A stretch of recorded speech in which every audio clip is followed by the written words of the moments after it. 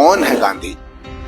दुनिया के 100 से अधिक मुल्कों में जिनकी प्रतिमाएं स्थापित हों, वर्षों से जिनके चरणों में दुनिया के बड़े बड़े नेता झुकते आए हों, जिन्होंने बिना कोई हथियार उठाए केवल सत्य, अहिंसा और जन आंदोलनों के बल पर उस दौर की वैश्विक महाशक्ति ब्रिटिश साम्राज्य को घुटनों पर ला दिया हो, सीने पर गोलियां खाने के बावजूद जिनके मुख से सिर्फ हे राम निकला हो, जिनका नाम लिए बिना, जिनके सामने झुके बिना उनके विरोधियों का भी न काम चलता हो। सच में उस गांधी को समझ पाना इतना भी आसान नहीं।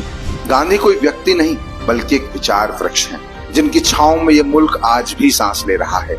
गांधी आज भी वैश्विक मंच पर हमारी पहचान और परिचय है। हम दुनिया के किसी भी कोने में चले जाएं, लोग हमें गांधी का देश कहकर ही पहचानते हैं और इसीलिए हमारा सम्मान भी करते हैं। सदियों से सोए हुए अशिक्षा और जाति धर्म की घृणा में बटे समाज को जगाना, गुलामी को अपनी नियति मान बैठे लोगों को स्वतंत्रता के लिए प्रेरित करना, ये गांधी जी ने उस दौर में किया जब न मीडिया थी न सोशल मीडिया। जो गिनी चुनी पत्र पत्रिकाएं थी वो अंग्रेजों के नियंत्रण में थी और केवल कुछ शहरों तक ही सीमित थी।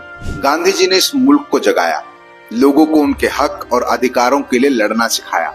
आज एक राष्ट्र के रूप में हमें जो भी हासिल है, एक नागरिक के रूप में जो भी हमें अधिकार है, उसकी नींव है बापू। लेकिन आज वही नींव खोदी जा रही है। बापू ने अंग्रेजों से लड़कर जो आजादी दिलाई उसे छीनने की कोशिश हो रही है। एक बार फिर ईस्ट इंडिया कंपनी की तरह कुछ कंपनियां हमारी जमीन जायदाद हड़पना चाहती हैं और एक तानाशाही सरकार हमारे अधिकारों, हमारी नागरिकता और हमारे मताधिकार को छीनकर हमें अपना गुलाम बनाना चाहती है। हमें फिर से बापू के बताए रास्ते पर चलना होगा। जैसे अंग्रेजों को खदेड़ा था, वैसे ही अंग्रेजों के यारों, अमेरिका के यारों और वोट चोरों को सत्ता से बाहर करना होगा। अगर आज नहीं लड़े तो गांधी का मुल्क फिर गुलाम हो जाएगा।